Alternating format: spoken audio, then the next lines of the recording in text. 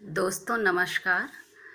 मैं सपना सिंह आज मृदुला गर्ग जी की कहानी छलावा का पाठ करने उपस्थित हुई हूँ आप लोग के सामने।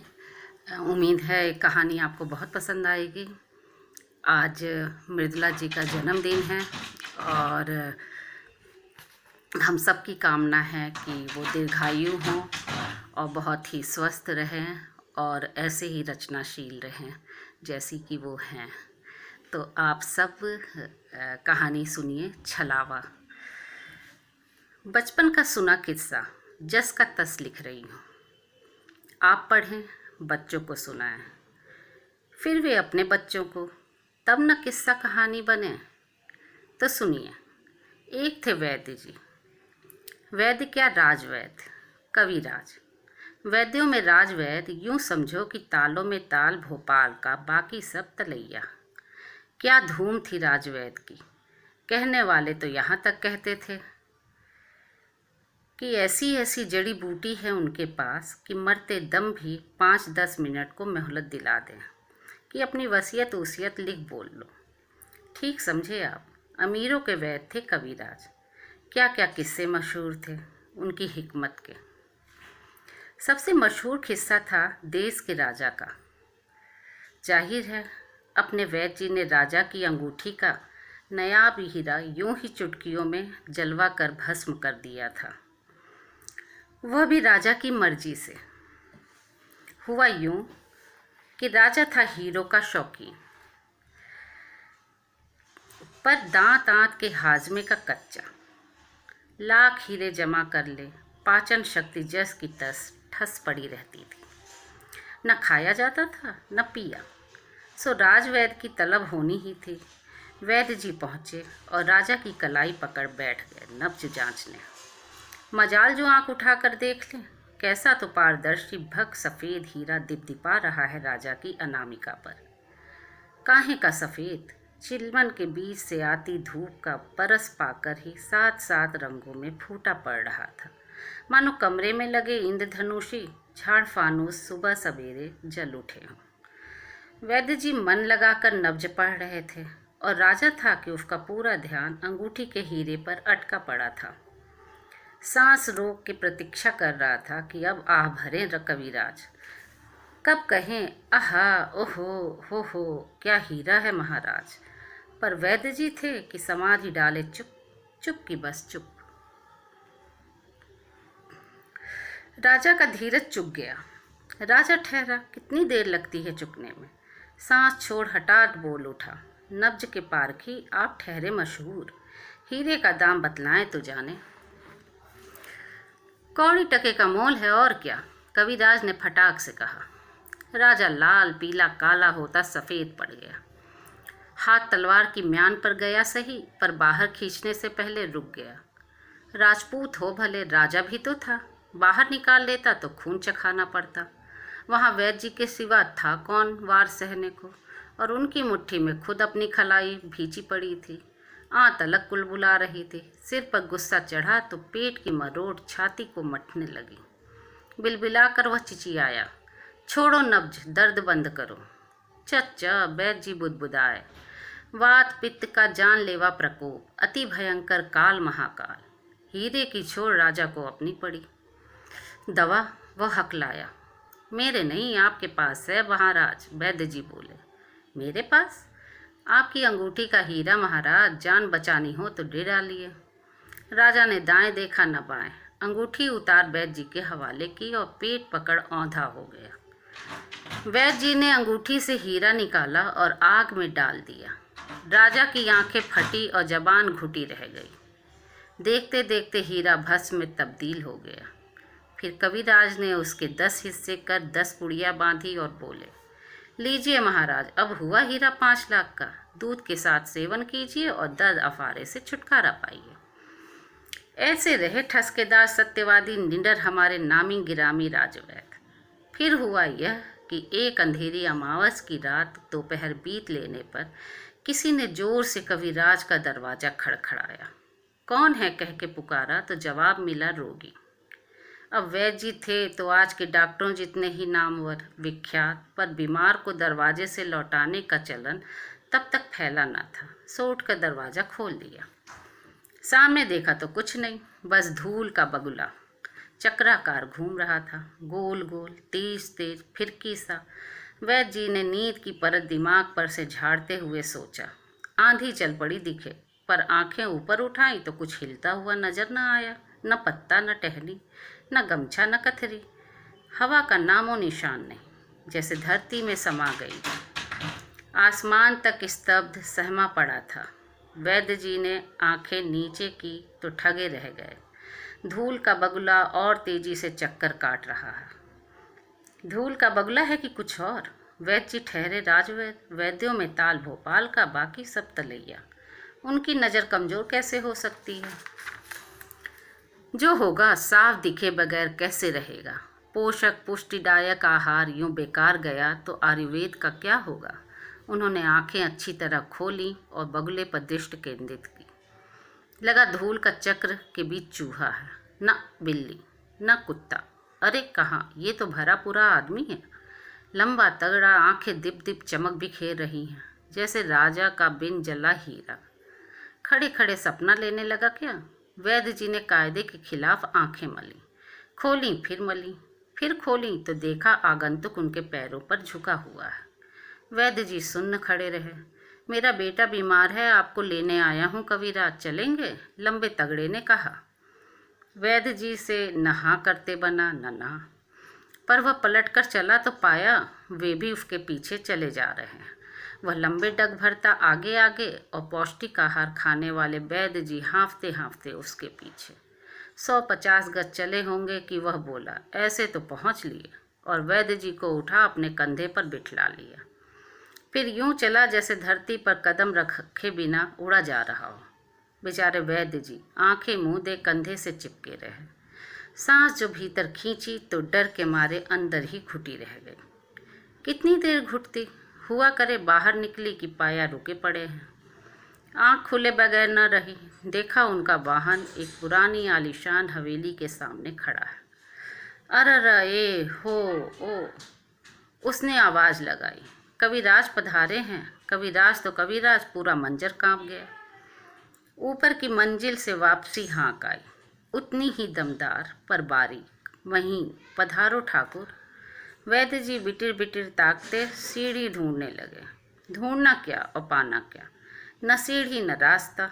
वे तो आप से आप ऊपर उठे जा रहे थे। नीचे ताका तो घिघी बन गई।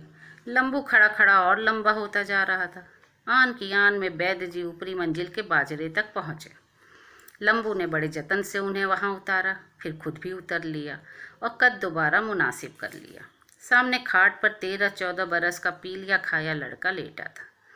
उसके बराबर दिप दिपायमान थी उसकी माँ। उन्हें देख उसने घूंघट नीचे कर लिया, पर आंखें उनकी फिर चुधियाई ही रहीं जितनी देर वहां ठहरी। निराशा त्यागो ठकुराइन, आगंतुक ने कहा। हमारे घर साक्षात ईश्वर पधारे हैं। वैद्य जी से बोला, नब्ज देख लें कविराज, वे वापस पहुंचाऊं। वैद्य जी के अंजर पंजर भले ढीले पड़े हुए थे, पर वैद्य की न भूले थे। कांपते हाथों को काबू किया और नब्ज परख डाली। बोले, साथ चलकर दवा ले लो। तो जैसे गए थे वैसे ही लंबू के कंधे पर सवार हो लौट आए वैद्य जी। घर पहुंचाकर उसने 1 न 2 7 जगमगाते हीरे उनके हाथ पर धर दिए। बोला, 2 हमारी दवा के लिए, बाकी 5 आपको नज़र। दवा की मिकदार आप समझो 2 गुनी दरकार है। तो वैद्य जी ने 2 हीरे जलाकर भस्म बनाई जरूर, पर क्या हुआ कि नज़र बाकी 5 हीरों पर जमी रही। क्या हीरे थे! राजा का हीरा तो पत्थर जानो उनके आगे। भस्म के 10 हिस्से कर पुड़िया बना लंबू को थमाई तो दरवाजे पर रुक वह बोला, आप हमारे बेटे के जीवन दाता, हम आपके ताबेदार, पर जो देखा किसी से कहना मत। वह उनके पैरों पर झुका तो वैद्य जी की हिम्मत लौट आई। पूछा कि आप हैं कौन, पर जवाब नहीं आया। आता कैसे? वहाँ था क्या सिवाय धूल के एक बगुले के? वह भी राफ्ता राफ्ता बैठ गया। न किसी से कहा न किसी ने सुनाया, पर कविराज ने साफ सुना छलावा। राजवैद्य भीतर दौड़े। कहीं हीरे भी तो गायब नहीं हो लिए? नहीं, वे वहीं के वहीं आग के पास चौकी पर पड़े भक भक जगमगा रहे थे, सात सात रंगों में। वैद्य जी ने लपक कर उन्हें उठा लिया, इस हाथ से उस हाथ में उल्टा पुल्टा उछाला। आहा, ओहो हो।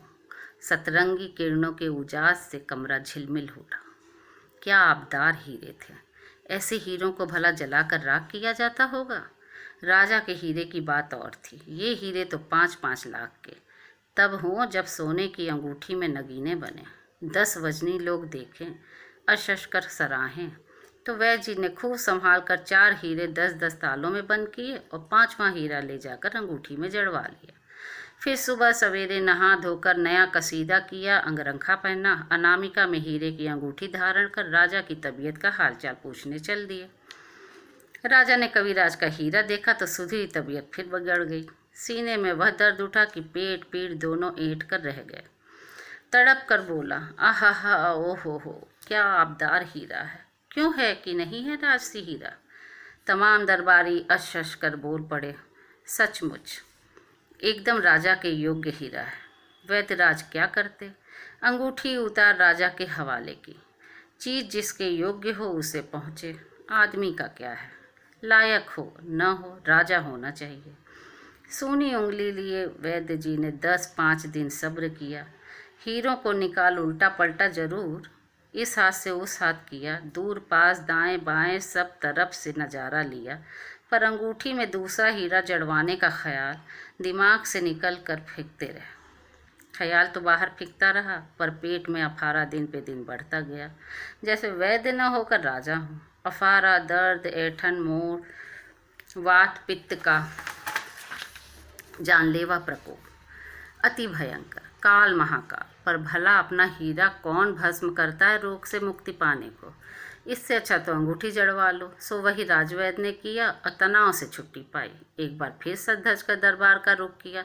हीरे के असली पारखी और कहाँ मिलने थे। राजा भी पूरा राजा था। हीरा देखा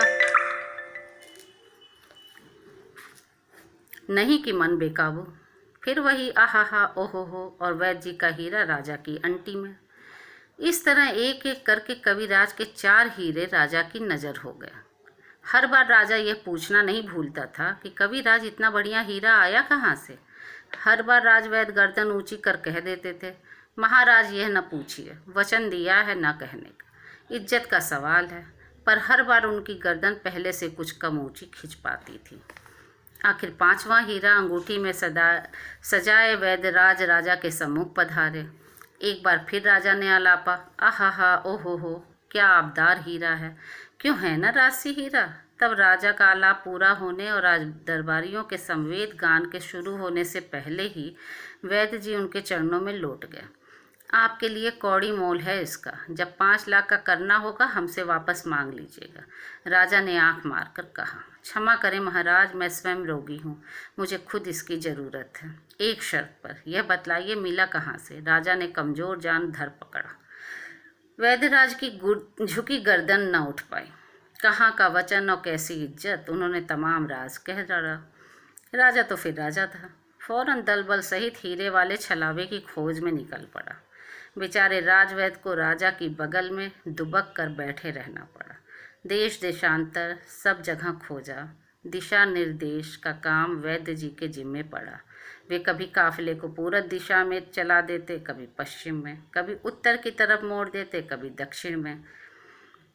और उन्हें कौन सा थौट ठिकारा याद था। वे कंधे पर सवार आंख मूंदे यह जा वह जा पहुंच लिए थे। राह दिशा देखी कब थी जो याद रहती। राजा कविराज भटके सो भटके। देश के तमाम प्रमुख उनके साथ भटक लिए। छलावे की तलाश में आज तक भटक रहे हैं। जहाँ कहीं धूल का बगुला चक्कर काटता दिख जाता है, दौड़ पड़ते हैं उसकी तरफ। यहाँ वहाँ जहाँ तहाँ देश की बाकी जनता राजा और वैद्य के अभाव में जैसे तैसे दिन काट रही है, बिना मुनासिब इलाज और बिना उचित राजकाज के। तो ये थी कहानी छलावा।